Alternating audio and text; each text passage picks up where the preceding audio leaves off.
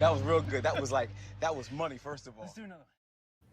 What is up, everyone? I am Chris Knight, and you are watching The Real Review 3000 here with another episode of The Gospel According to Chris. And we have with us yet again John Celestri, the legend of filmation, the wonderful animator, and many other things. So I'm glad to have you back. I'm glad you're here. I'm glad you're doing well in the midst of all of this craziness. Exactly. Yeah. It's going to be nice to talk about something other than the stuff going on right now out in the world. John, not that it isn't important, but before it slips my mind, and things tend to do this, I want to let you know, I after I got Rough Sketch, and I was reading through it, I rented Dragon's Lair for the Switch. Okay. The animation is still beautiful. I remember playing it when I was a kid in the arcade. Right. But it still plays horribly. Hey, that's not my fault. No, it's not. It's not. Like everything that you did, like the design, the animation. I mean, it's beautiful. It's like watching a cartoon from when I was a kid.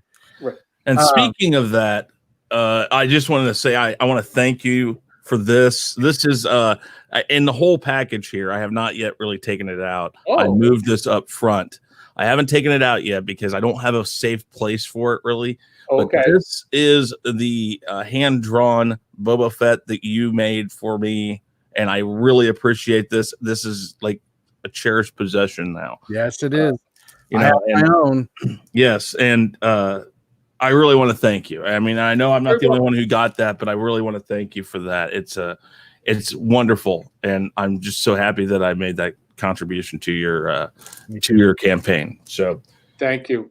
Well, I figured that was something that was unique to my campaign, and so you can get stickers and bookmarks and plaques and whatnot, but I'm the only one who drew Boba Fett on this holiday special. So okay, that's there you go. No, you're I've helped some people start Indiegogo campaigns, and I know, like, I always have to explain to them when it says, what makes you stand out and stuff like that. And I said, well, like, for instance, when I donated or when I contributed to yours, I said, this is a guy, this was the first vision that we got of Boba Fett. Yeah. As far as everything goes. Now, I mean, again, we've talked about it in the past where they cut the part out with Boba Fett in the original Star Wars movie, but we didn't see that for 20 plus years after the fact, I think it was. So this was what people like Sean and I, who grew up watching that stuff, remember. That was the first vision we had of Boba Fett. So I want to thank you for that. That's not why we have you here today, though. You've got other projects going on. And we're bringing you on here to talk about that. So why don't you give us a brief rundown of what you're working on now? Well, what I'm doing is I'm doing a line of comics for myself that with my characters, and I'm, you say, okay, well, what's different about what you're doing or what I'm doing?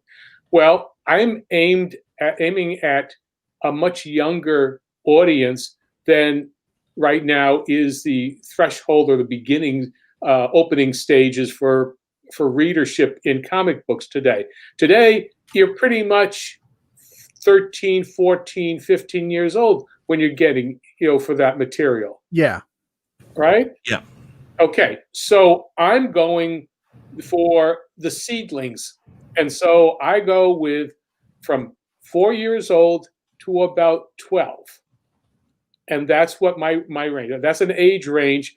And that's very specific because from 4 to 7, that's one range of child.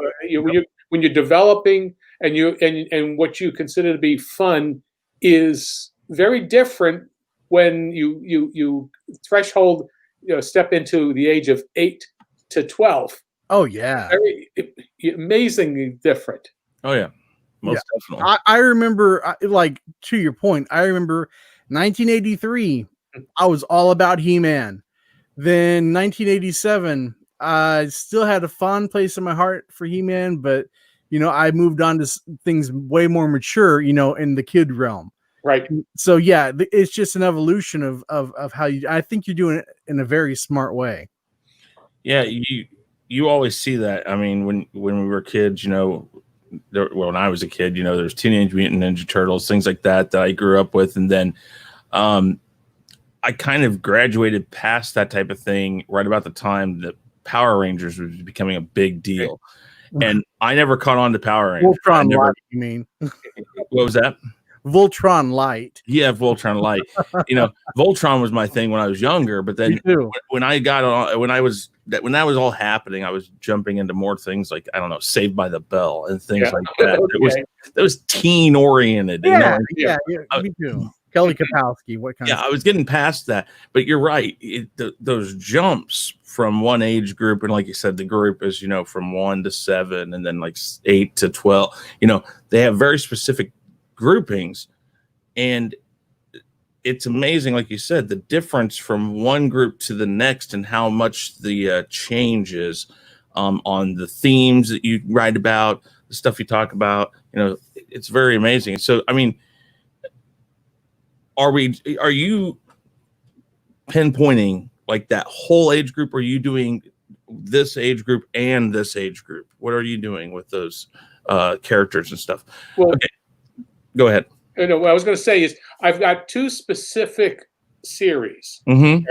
Okay? One is Snuffy, and you'll see, and if you page through, you saw it in the rough sketch book. Mm-hmm. I saw some of that. Yes. Yeah. Okay, so Snuffy and Zoe's their toy box adventures, that goes from ages 4 to about 7. Mm-hmm.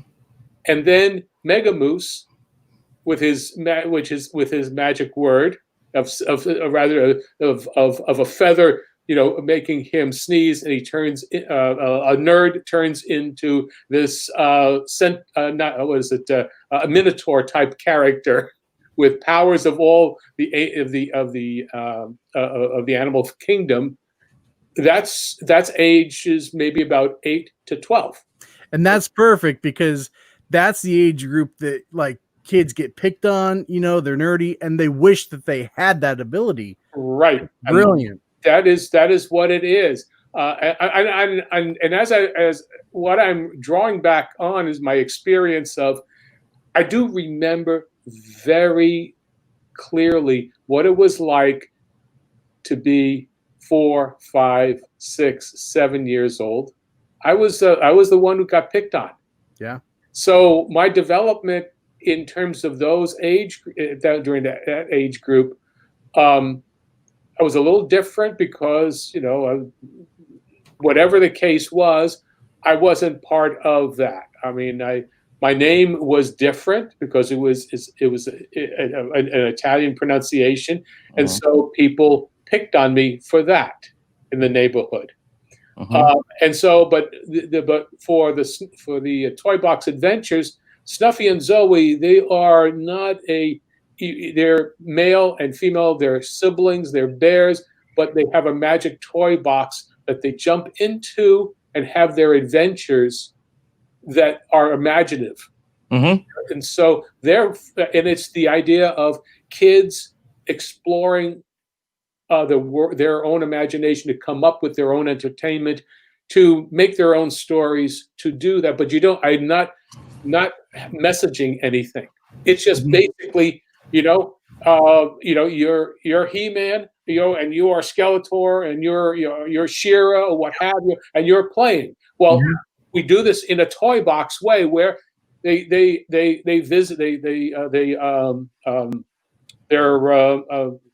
steal cupcakes from a dragon and they get chased by a dragon. So you have that element there. Then the second adventure, is they go in and they're looking for their soccer ball that gets that goes into the toy box, and they wind up being captured by balloon pirates. Balloon pirates made out of balloons. That's awesome. That's great. So that's the kind of thing for that age group, but I don't want to talk down to them. No, they're very much straight on, very seriously, but there is humor in everything. The kids are smart at that age too. I mean, they are. kids can pick up if you're talking down to them. Mhm. So are you running this as an Indiegogo campaign, or Yes. are you okay? Now I need to make sure I get that link. Yes. I get that link from you so I can put it in the description. Well, it's not below. done yet. It's not No, done yet. that's fine. I'm just saying when you do Yes, yes. do it, I'd Mhm. like that link so I can put it in the description of this video so later people can see it. But so how many books are you talking about for each series? Okay. I've started with Snuffy and Zoe. There are 2 books. They're each standalone. Mhm. The first story is about 22 pages long. So that's the first book. Then the second book is 32 pages as a complete story, and they're all A4 size, which is about 8 1/4 by 11 3/4. So they're oversized books. Nice. You know, that's what the thing. And then there's also a coloring and drawing book that will go along, you know, in this here, which is the same size. There will be model sheets and how to draw and principles of drawing for kids to study and make their own characters, but also be able to draw Snuffy and Zoe, dragons, things of that sort. And then there's a section for coloring. So that's to be a 16-page book. So what I'm doing for that is you can buy one, not buy, but rather you can support me with one book and the coloring book, or the other one, or you could put them all 3 together if you have 2 kids. They can share. Nice. And I mean, that's multifaceted in many different ways. You're trying to teach them something that they can take with them for a long time. Coloring, of course, at that age is very important. That they learn how to, as a teacher would say, color within the lines around that time. And also, and now, of course, I haven't seen it for sure, but I'm assuming that this is going to be fairly easy to read. That way, it helps them in that facet, right? Oh yeah, it is at the same level that you would what I remember reading at the age of let's say you picked up a Casper the Friendly Ghost or what you call I was thinking Archie comics. You know, that's kind of Harvey comics kind of style. And but it's very straight. But also the stories are all extremely visual. So you do not have to read the words to understand what the story is all about. But that's how children learn how to read. They learn first by visualization. Like, for instance, you know, on a very basic level, See Spot Run, the book. You don't have to read it. You can tell what's going on. And as you get older and as you learn to read and you learn what words are, you can, that helps you say those words. So that's very nice. That's a very good idea, I think. And again, in the animation style that you do, it's very lively. It's interactive just by the visual context of it.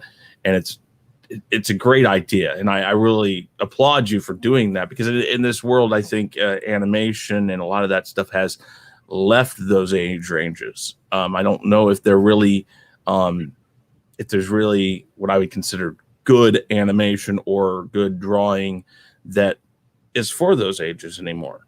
Well, everything that seems to be aimed at now, other than say the scholastic material with say Dogman and Captain Underpants, you know, those 2 are the kids just love those books. Okay. And so with in the case of with Snuffy and Zoe, they are not superheroes, you know. And to me, almost everything outside of the scholastic realm is basically superhero as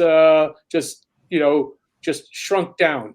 They're still basically either at the youngest teenage kind of characters, or they're really adults. You know, in the way they treat things. So I don't have a line of toys, so therefore it's not like a commercial. for their toys. This is just pure entertainment. Yeah. No, and I think, in like you said, it's imaginative. You're drawing, and your stories are telling these children things that they do every day. I mean, if a child truly grows up in a very wholesome environment, in a great environment, which unfortunately not every child does, right? When children do, they use this imagination. Balls become, if you got several kids playing, balls can become snowballs. They can imagine they're in a snowstorm. I remember being younger and being able to do going in near culverts and playing like it's a fort and stuff like that.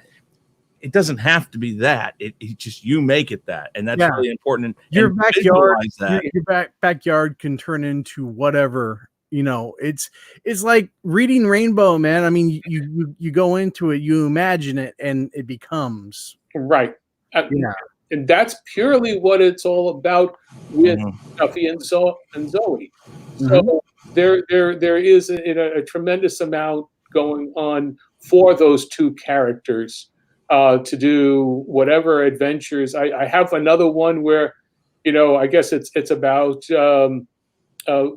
eating vegetables and whatnot. I mean, I was thinking about that sort of thing, but I'm not quite sure what I'm going to do.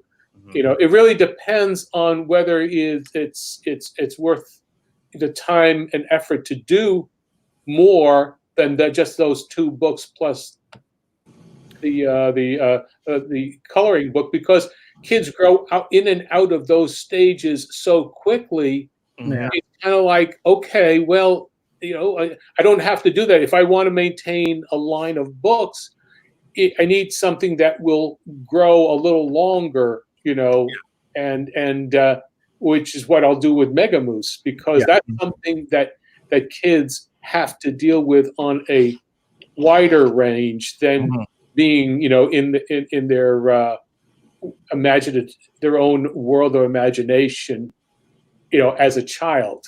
So I don't know, but I'm figuring that if I can do basically, the line as John the Animator comics, then those will be my entry points into the line of, say, with Mega Moose. Now, Mega Moose, again, as I said, it's about 8 to 12 years old. And basically it's about survival in school. Yeah. Which, and that's, go ahead. I'm sorry. Which I think that's universal. Yes, absolutely.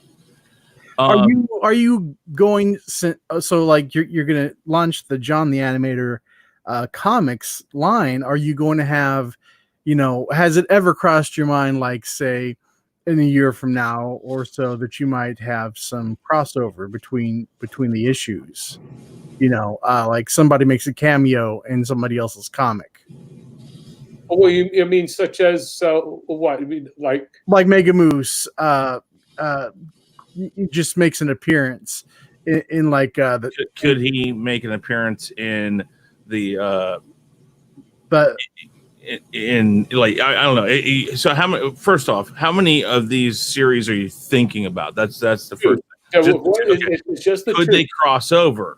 By right. Well, no, they're not going to cross over because it's just not there. I mean, I'm from the school of, like, I want to maintain their own integrity so that I don't have to, write up or write down, because that's true. That's true. Point, because there's a certain thing about, well, should Cinderella meet Peter Pan? Should Well, according to the ABC show Once Upon a Time, the answer would have been yes.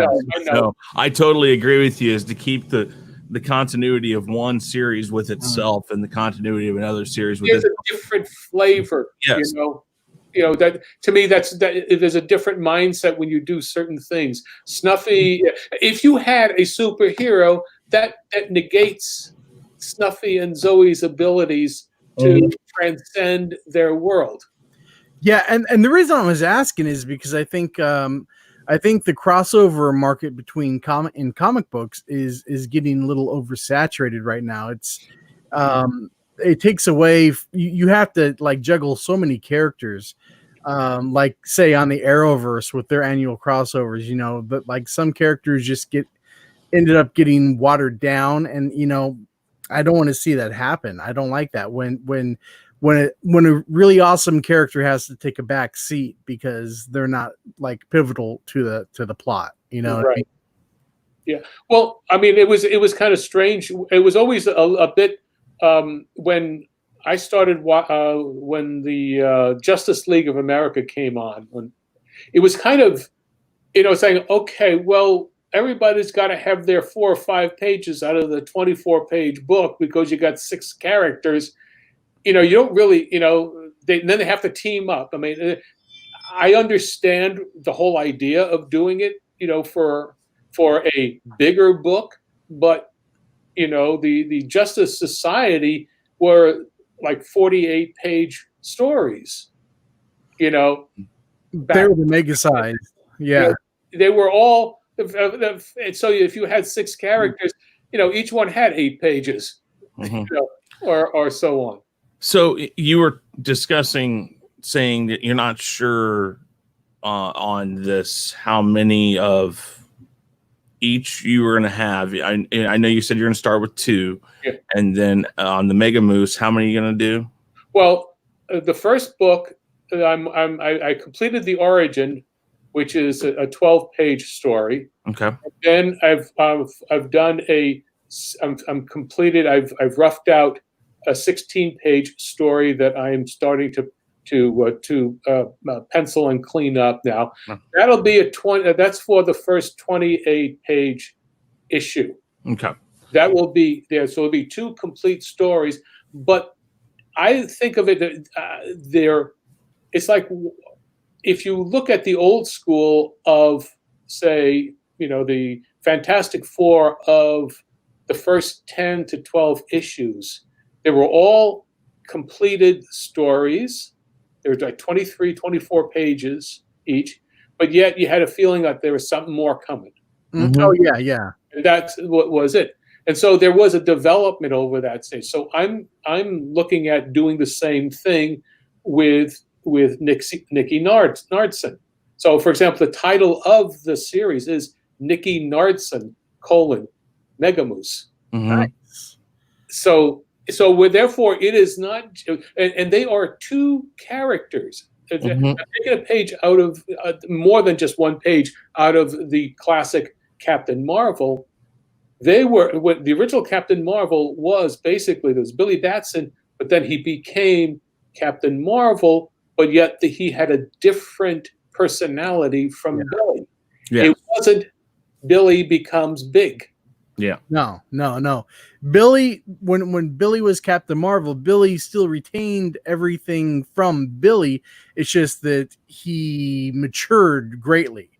You know, once in a while you would see him like, you know, falter and do something and kind of mess up and be like, oh shucks. But but the thing is that the S in Shazam is the wisdom of Solomon, and you can't be a wise ass if you have the wisdom of.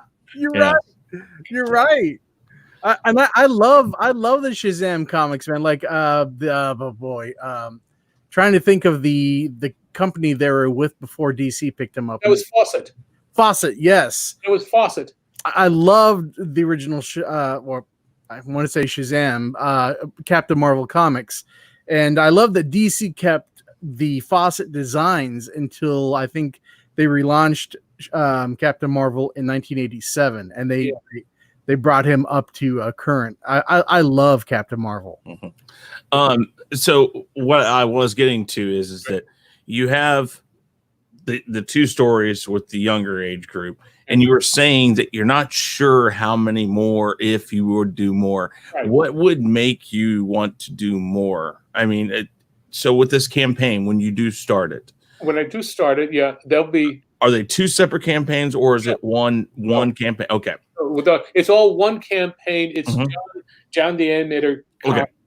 That's the line. So there'll be all 3. There'll be those 3 issues plus 3 books, the coloring book, and then to sort of pair off with the Mega Moose book, I'm going to do, I guess you would call it an ash can version. Yes. And I would do the rough. I will do the roughs and have that, so you could see what my drawings were like when I created it. Not, I mean, actually, they would be the thumbnail and full-sized drawings that I did to create and clean up. So you have my working methods. Yes. I really enjoyed that. I'm glad you brought that up. I really enjoyed that about Rough Sketch. You could see the progression of certain characters and how you went through and you like fine-tuned them. That was very, very cool to see. Yeah, and that's always one of those things I like seeing is that deconstruction, but in a backwards manner. Instead of deconstructing it from this to that, you show how it goes from a basic line sketch to forming it out a little more and continuing that up until you get the finished product. And it's very interesting to see that. And in fact, when I first learned how to draw, and by no means am I any great drawer, but when I first learned to draw, I remember being taught certain things like, make the center of your page and understand, if you're drawing a person, if they're looking off, where how it centers their face.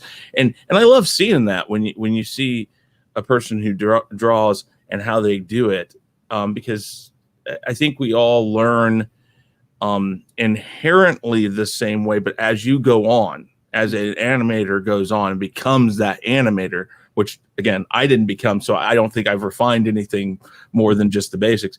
But as you go along, you really understand what works for you and what your best way of making that drawing work is. And it's really interesting to see the differences from animator to animator or drawer to drawer, what techniques they use. And I love seeing that. That's a very I think what attracts personally myself and probably Chris to animation and things like that is because we're both musicians, and there are a lot of similarities between both forms of arts. You layer, you texture, and it's just you do it differently. And I can when I see the different steps that an artist goes through to make a panel, I'm like, okay, well, I can relate that to all of the different steps that I go through, and I lay down this whole bed of music to finally realize this finished product. And I love it. It's very immersive for me. Yes. So what would make you want to do more of one or the other of these particular series? Okay.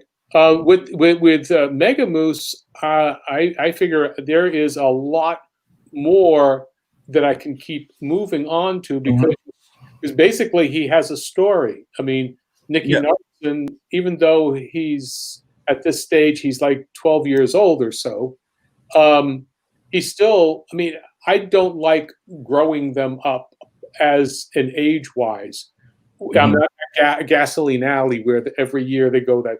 I mean, this is the reality is, my hands are, I've got arthritis, so I'm drawing, with medication. So what I figure is I'm good for about, what is it? I can draw a rough page. When I say rough, I mean a full-sized, thumbnail, which is the same size. I draw in the same size of print. Okay. I know what I'm doing. I mean, I've already gone through the thumbnail stage with my script, but then I won't do a full size page with roughing it out. What I'll do is I will do full same size print size because I know I'm going to blow it up and then reduce it. This is my method. So I can draw completed probably about 2 pages a week, and that's that. But then I have to color them and do all that myself. That's true. So I'm doing that. So even if I say, even on I'm going mad and wild, I'm doing about 2 completed pages a week in color, lettering the whole ball of wax. I still have to write the stories. So I'm, even if I give myself time, to write the stories, so let's say I do, between 40 and 48 pages a year that I could do. Then we're talking about about the equivalent of either, two complete. Well, I don't do long. I'm not going to do long stories. I will probably do 12 to 16 page stories, maybe 24 page stories in the old style. So either we'll have 2 issues or do it as a trade, trade paperback 48 pager. Now, when you talk about the time it takes you to draw a couple pages and all that, and then you do say you need to complete the story, how do you go about that? How do you personally go about it? Do you write the story first, or do you draw and think of the story as you're drawing, or is it a kind of a as you go along? How do you do that? I learned, this is a development that I learned while a lesson learned is you don't put pencil to paper until you at least know what your beginning, middle, and end is. That makes sense. Yep, it does. So I've seen too many animated films that start with a great idea and they don't know where the hell they're going. And it's not just animated films. That's a lot of films these days, period. They start off with this great beginning, and then you're like, oh, I love this, I love this, I love this. And then at the end, you're like, what was that? What was that you had it? You had it. And it's like and as a viewer, as a connoisseur of movies and stuff like that, I can watch a movie and think, man, I can tell you how this is going to end. And if it doesn't really go in that general direction, then I think it's and this is a tough word, a harsh word to use, I think it's a failure sometimes. Because Chris, you and I have talked before, and this is a form of animation. Well, it's computer, I guess, animation. Hollywood is relying more on CGI than they are on having like a solid script. Yes. Yep. All effects. To jump on that, basically they're roller coaster rides or video games. Yes. Yep. But people, in the position of power, that's what they know. They understand. They say, the audience is their, the 15, 16-year-old. And basically, that's what they want to aim it at. Yeah, but even then, I think that, 15, 16, 17-year-olds, I remember when Sean and I were growing up and we would go to movies, I think I would have felt insulted with some of the movies that they're making now, that I would be like, why are you trying to aim this at me? Because this obviously wasn't that great of a movie. In 1997, Chris and I were insulted after we saw Batman and Robin. Yeah. And I mean, granted, I don't think we were the only ones, but we walked out of the theater going, what was that? Yeah, it just, I think Hollywood overthinks things too much. Like you said, it's very basic principles on how to write a story. Come up with the basics, the beginning, middle, end. And as you're going along, if you need to, you can fill it in. But it's really good to have those parts, because at least then I have to find a way to make this, the beginning, meet the middle. And then the middle needs to get to the end. And if you know those 3 things, you may have some rougher parts in between those, but you're still going to have a solid story. Right. Because you have those 3 things. You're absolutely right. Right. Well, but then when my animation, the animation experience of actually producing drawings to create a performance, that's when I start going more than just the beginning, middle, and end. Beginning and middle and end in a scene is the character comes in, does a bunch of stuff, and then goes out. Well, what's he doing in there? So what you have to start doing is beats, like with key poses. You have to say, okay, and this is you all will be very understand this much as musicians. There's exposure sheets are like the music sheets. Yes. And so I am running out. I'm timing out to beats, rhythms, and saying, okay, now, and I'll say, okay, this is what's happening, and it says bop bop bop bop bop bop. Well, I know where all those beats are. Okay, so what's happening in those within those fractions of seconds? I start writing those things out.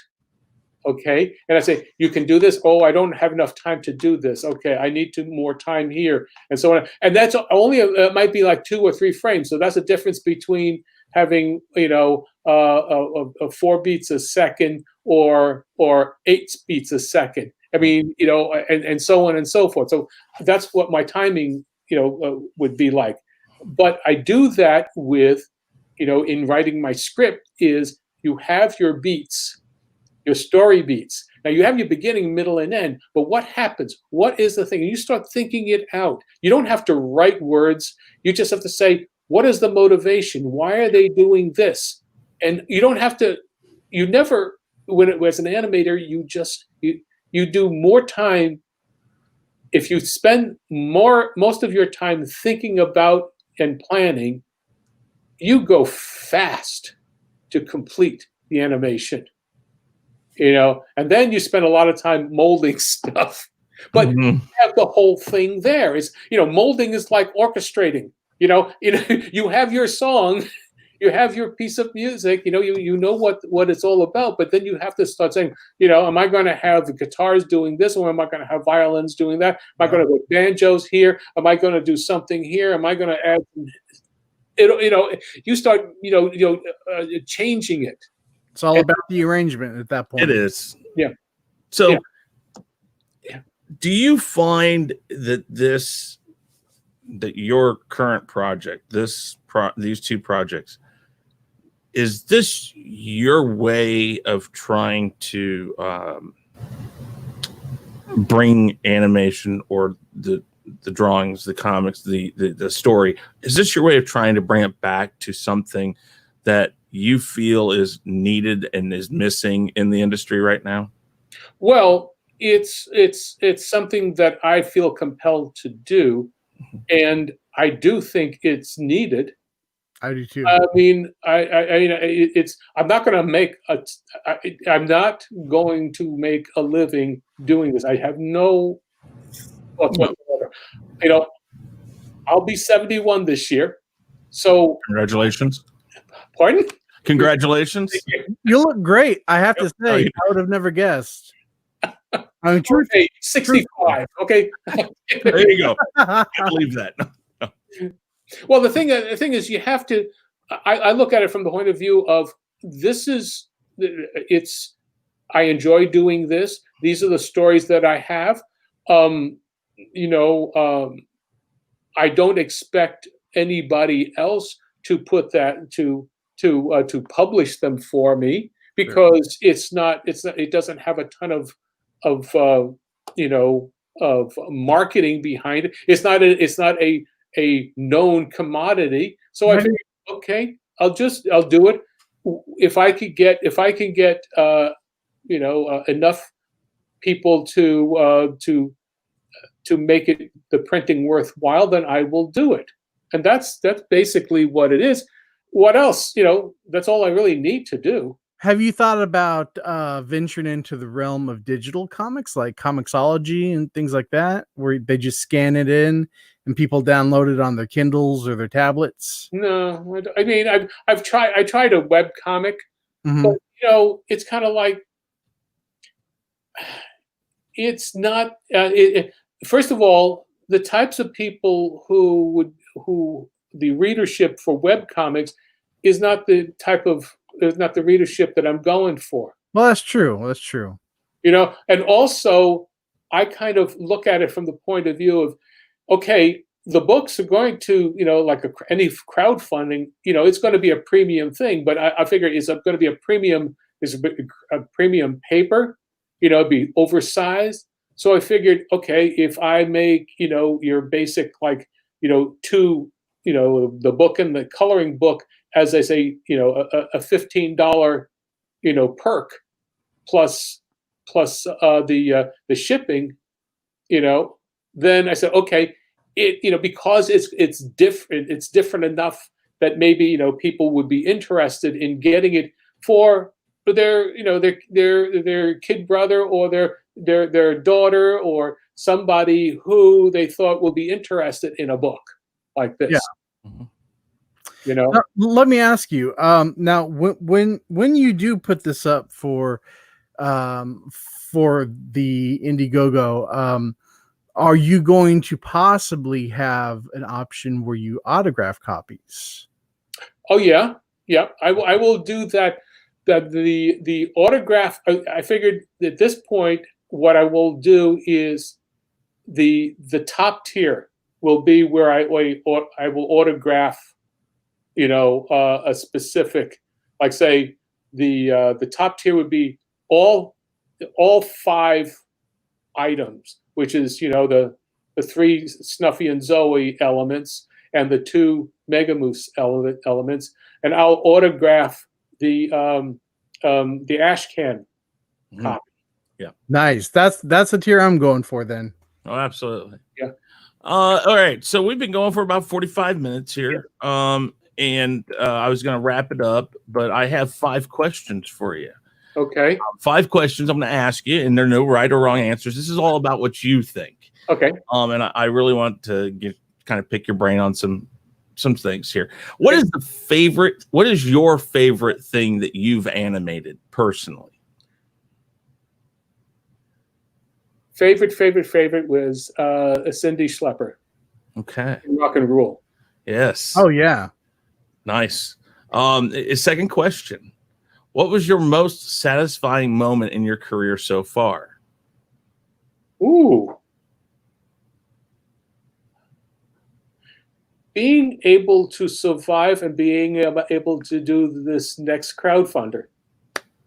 Very cool. I like that answer. That's great. I mean, I gotta admit, you've done so many things, but what's really nice is, and I will say this, and hopefully you'll understand where I'm coming from with this. With as many obstacles that has been thrown towards people in your industry, and especially people who have worked in the industry when you did in the 80s and the 70s and moving forward, and when things changed and Filmation, for instance, went under and things like that happened, things have been thrown at you that there are people out there in the world who would stop and say, I'm done. I'm done. And yet you still do what a person should do, a musician, an artist, anybody. If you're passionate about your craft, then you will always find a way to continue. It doesn't have to be, like you said, you're not going to become independently wealthy doing this. This is because you want to do it. And that's really important. I read the story about the whole, I forgive me if I mispronounce his last name, but the whole Don Bluth scenario, where you came on and things kind of tanked after a certain period of time. And that was fairly early on in your career, right? Yeah. And so that had to have been scary. So yeah, I mean, the ups and downs, I know you've seen a lot. And what's really cool talking to you, because you're connected to so many threads of our childhood. Yes. It's like we're able to bring out our inner child and talk to somebody who is partially responsible for it. And I just have to thank you for that. I have to thank you so much. You're very welcome. Go ahead. Oh, I was just going to say my next question for you. Who is your favorite superhero? Oh, okay. At what age? Ooh, that's now. Oh, keep throwing. Let's say, how about now? I gotta go with Captain Marvel, the original Captain Marvel. Yes, yeah, no, most definitely. So we're talking about the person now known as Shazam. Yes. Yeah, that's perfect. Okay, that's it. But if you would have asked me when I was 5 years old, I'd say Mighty Mouse. Oh, okay. That's nice. That's excellent. So what do you think you'll be remembered for the most? Oh, my mustache. Yeah, That's a good answer. a very fine mustache too. It's very good. I couldn't grow that if I had to. It doesn't work. When I grow stuff, it looks like I have mange on my face. You just don't want to see it. Okay, and then the most important. This was just brought up in the chat just a few minutes ago. The most important question: George Clooney or Val Kilmer? Who was the better Batman?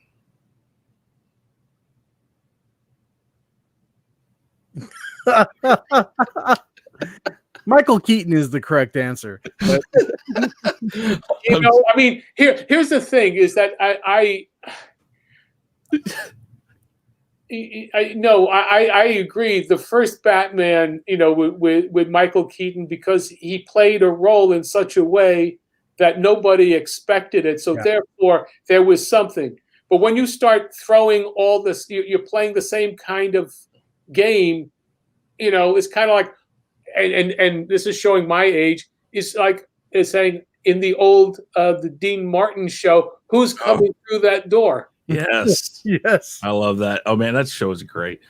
Okay, I'm just throwing that out there. That's not even really a serious question, but I really want to thank you again for coming on. And when you do start up that campaign, I'd love to have you on again. You are absolutely one of my favorite guests we've had on this show, and. Well, he's an absolute legend. I mean, we have a legend on the show. Every time I tell people that you're coming on, I and all my tweets, I mention legend, because whether or not you see yourself like that, Sean and I and many others who know you and know what you've done and know that you've shaped us through our childhood. And I will tell you that our childhood was shaped by people like you and by you. And we greatly appreciate it. And there's nothing that we could do more than support the things you do and have you on here and try to give you the accolades and the attention that I believe you deserve. So that's why I love having you on here. And you give us such great answers. You tell us things that we love to hear. And, it's just really great to hear it and really great to have you on here. So I really wanted to thank you for that. Yeah. And just, hearing the stories about the 80s days, when Filmation was just a powerhouse and stuff, I have such a love for things like Hanna-Barbera and Filmation, just those companies. And I feel like since Filmation and Hanna-Barbera have been gone, I feel like our animation has kind of lost its innocence. Yeah. Well, a lot of everything has lost innocence. Innocence is gone from so much of our entertainment. Yeah. Oh, yeah. Mm-hmm. And that, if you would ask me a number 5B question, 5B question, or number 6, I'd say if I could do anything, I would want to be able to, reintroduce innocence and just a feeling of just what's the word of it,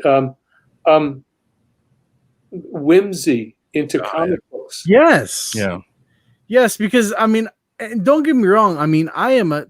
I bleed DC comics. Okay. And Superman. Come on, Superman is my guy.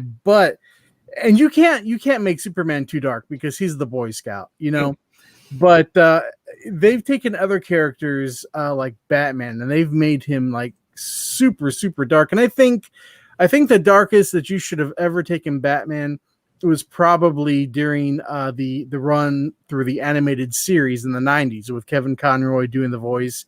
I think that's the perfect balance, but in the comic books, they've taken it even further. And, thinking about, kids 5 and 6 reading that Batman, that's not the Batman that I read when I was their age. Yeah. I cannot, I do not know what adult could hand over a Superman comic or a Batman comic book to a 6 or 7 year old kid. Not now. No. I mean, it's just no. Ooh.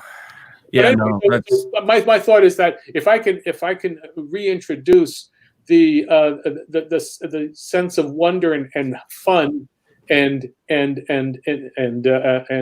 innocence into comic books, but not sugary innocence. I mean, just innocence in the way that kids are.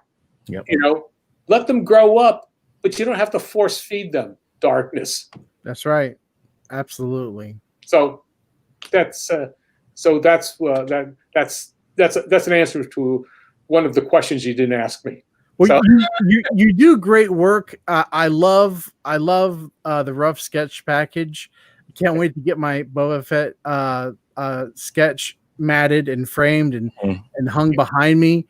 And I can't wait for this new project to come out, man. I look forward to it. I look forward to putting them up, the comics up on my wall along with everything else.